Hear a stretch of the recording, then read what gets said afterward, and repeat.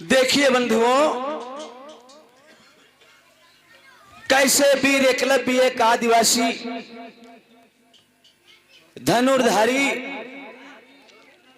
आर्य समाज के गुरुकुल में जाता है विद्या सीखने के लिए। वहां उसे विद्या नहीं सिखाई जाती है और अपनी लगन और निष्ठा के साथ जब विद्या प्राप्त कर लेता है तो वही मनवादी व्यवस्था के लोग कैसे उसकी विद्या को नष्ट कर देते हैं।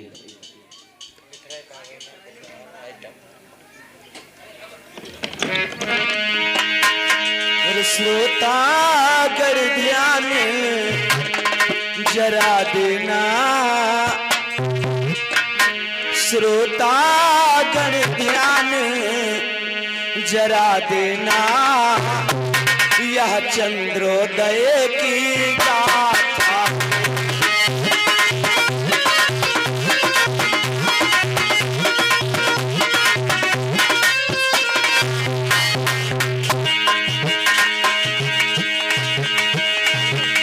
श्रोता कर ध्यान जरा देना, यह चंद्रोदय की गाथा है।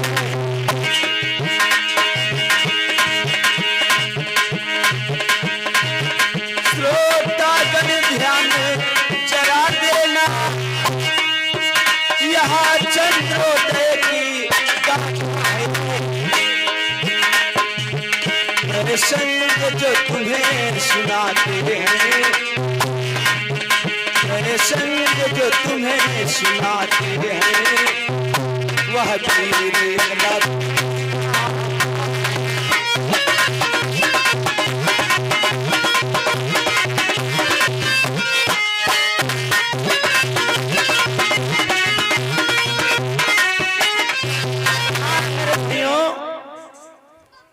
आइए ये कहानी,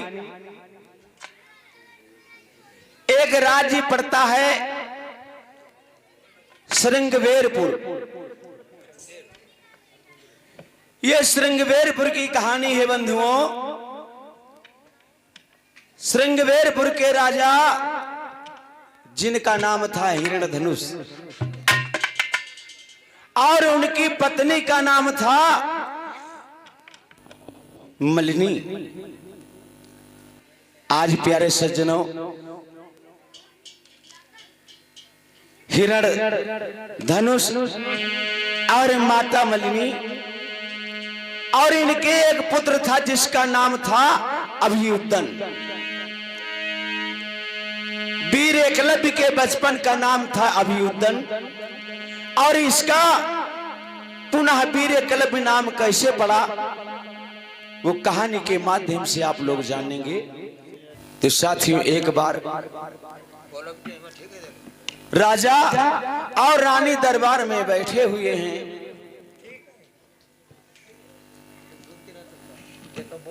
आइए, हाय हाय हाय हाय। ये भी बंधुओं मैं बता दूं कब की कहानी है, जरा ध्यान दे कि है द्वापर की कथा आज मैं करता हूँ जारी।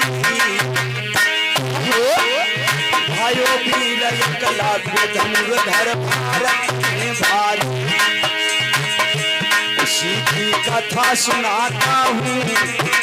श्री बुद्ध भगवान भीम को सुनाता हूँ।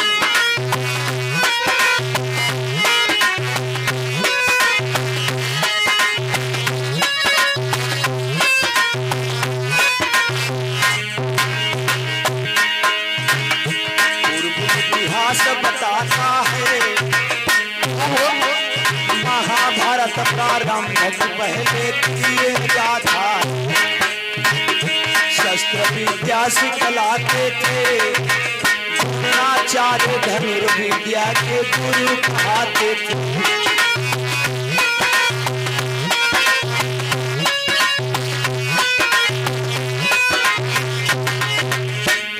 जन्म का भड़क गुरुकुल में लियो, उन आर्य जाति की लोगों की विद्या पे ध्यान दियो।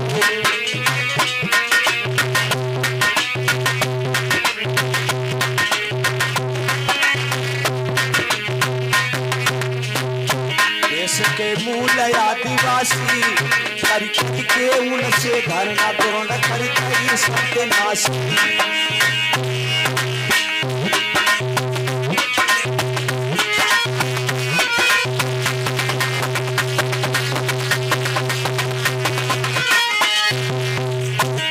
में आर्यों के रहते नहीं आदिवासियों की हित की जो बात कभी करते।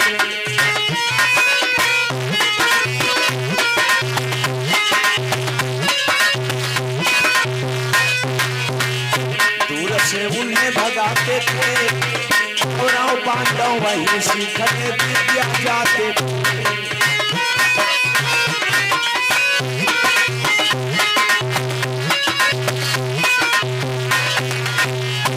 सीखे अर्जुन बलधारी बलो वीर कला के धनुर्धर भारत में भारी।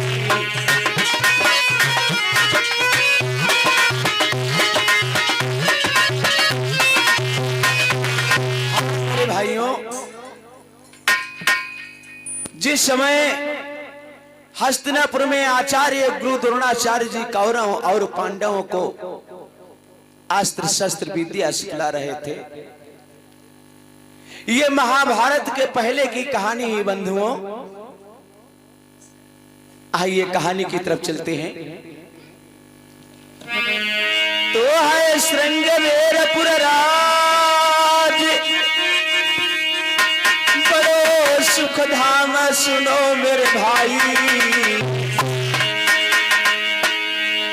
वह करते राजा लाज रे कहीं रणधीर।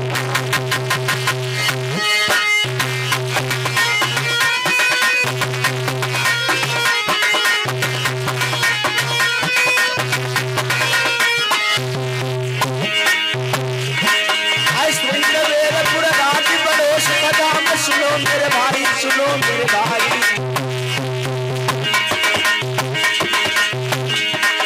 श्रृंगवेरपुर राज बड़ो सुख धाम, सुनो मेरे भाई, सुनो मेरे भाई।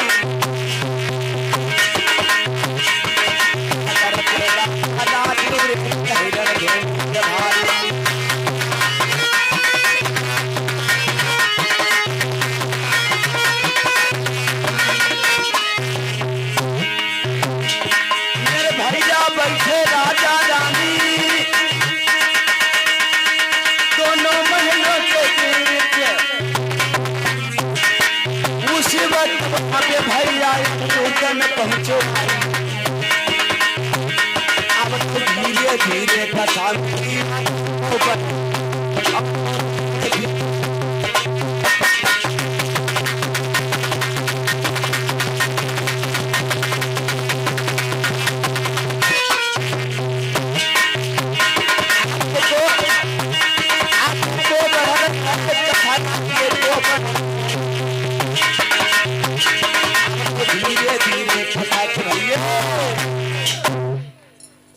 हाँ मेरे बंधुओं, एक समय का जिक्र है। हिरण्यधेनु अपने दरबार में अपनी रानी मलिनी के साथ बैठे हुए हैं। उसी वक्त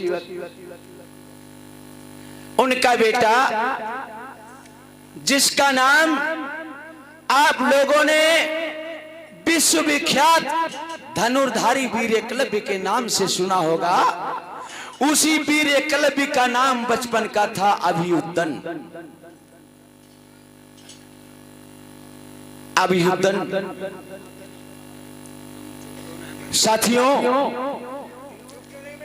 अस्त्र शस्त्र चलाने की विद्या तो इनके घर में पुरानी पुश्तैनी परंपरा थी। हिरण्यधनुष भी बाण विद्या में निपुण थे और वीर एकलव्य भी अभ्यास करता था बाण विद्या का। आइए आज अभियुद्धन दरबार में पहुंचता है। और नाई पलकी देर लगाई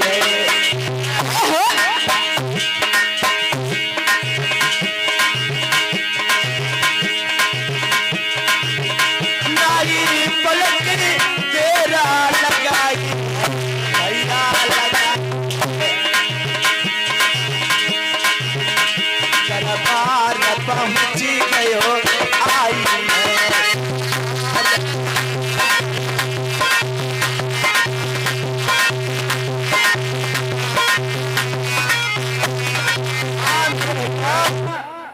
आज अभियुद्धन अपने माता पिता से मिलने के लिए दरबार को आया है। आज मेरे बंधुओं क्या कहता है अभियुद्धन? क्या कहता है? अभियुद्धन को पता लगा है कि हस्तिनापुर में आचार्य गुरु द्रोणाचार्य जी कौरवों और पांडवों को धनुर्विद्या सिखा रहे हैं। तो आज अभियुद्धन अपने माता और पिता से कहने लगा है,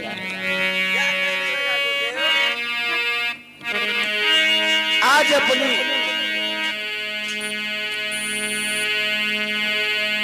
माँ और पिता से कहता है अभियुद्धन। क्या कहते हैं गुरुवर? और हाथ जोड़ी कहे ले लगाओ मेरे भैया।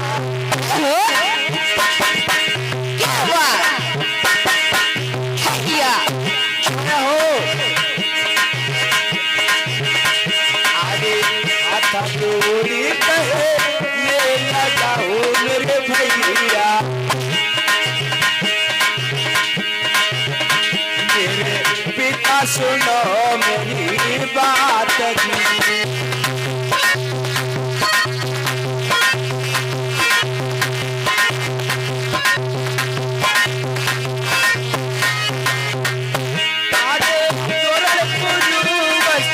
शास्त्र सिखावई मेरे भैया,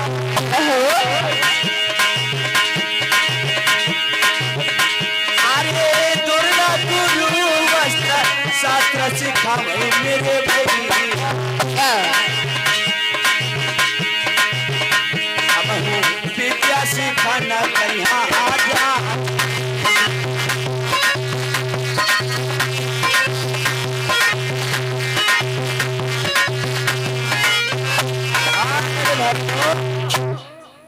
आज अभियुद्धन कहने लगा है अपने पिता से, हे पिताश्री, हस्तिनापुर में आचार्य गुरु द्रोणाचार्य जी कौरवों और पांडवों को धनुष विद्या सिखा रहे हैं। सर्वश्रेष्ठ विद्या सीखने का मेरा दिल करता है।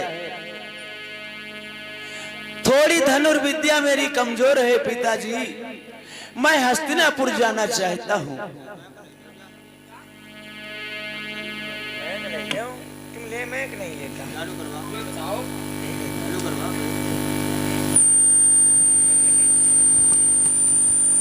अरे बेटा अभियुद्धन, ये बताओ, तुम तो हर प्रकार से धनुष विद्या में संपूर्ण हो, फिर भी गुरु द्रोणाचार्य के पास क्यों जाना चाहते हो? तुम्हें तो धनुष विद्या का अच्छी प्रकार से ज्ञान है, फिर क्यों जाना चाहते हो? आज वीर एकलव्य कहने लगा पिताजी,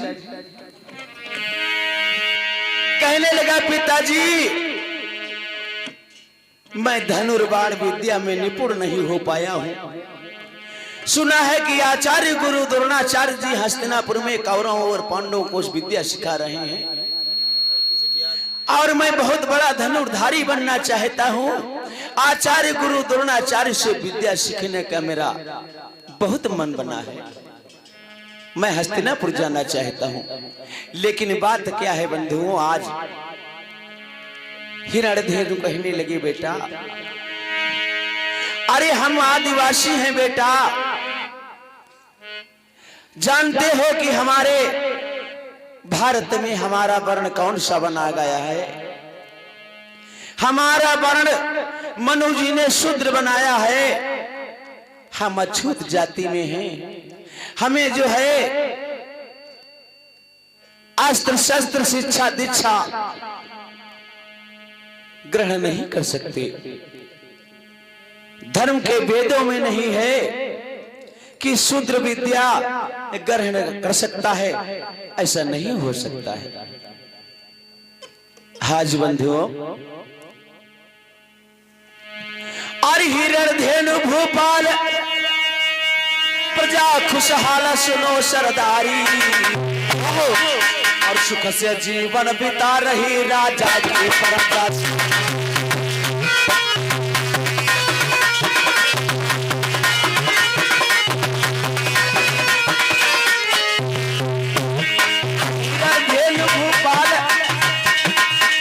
सुखाल सुनो सरदारी, सुनो सरदारी, सुख से जीवन बिता रही राजा की प्रजाशाली।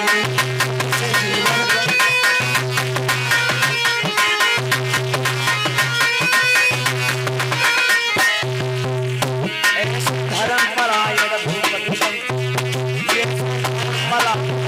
चरचा चहुदी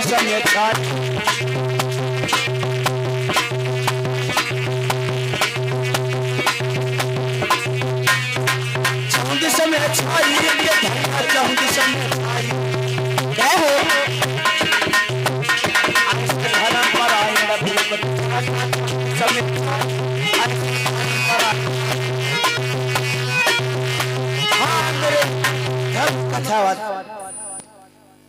मेरे धर्म कथा प्रेमियों, आज वीर अभियुद्धन जिद करने लगा है।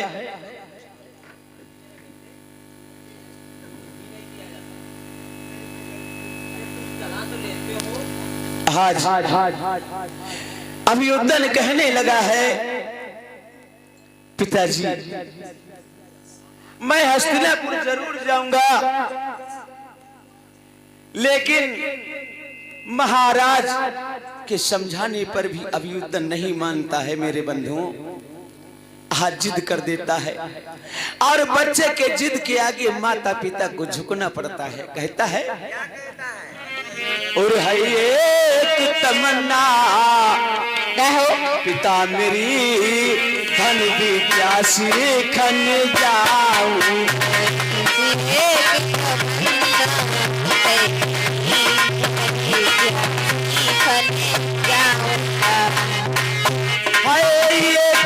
तमन्ना पिता धनु विद्या सीखन जाऊं मैं, गुरु पुराण सिखाते धनु विद्या जाऊं, यदि आज्ञा पाऊं मैं।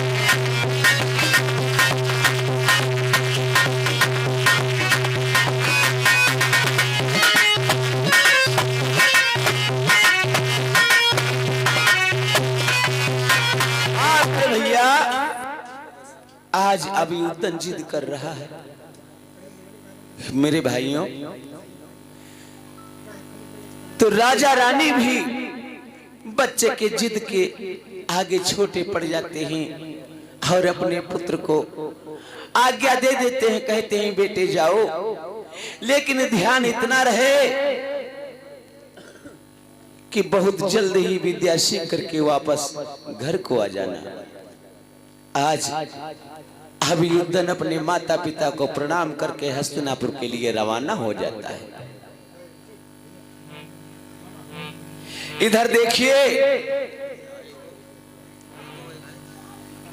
राजा हिरण्यधेनु और रानी दोनों अपने महल को विश्राम करने के लिए चले जाते हैं।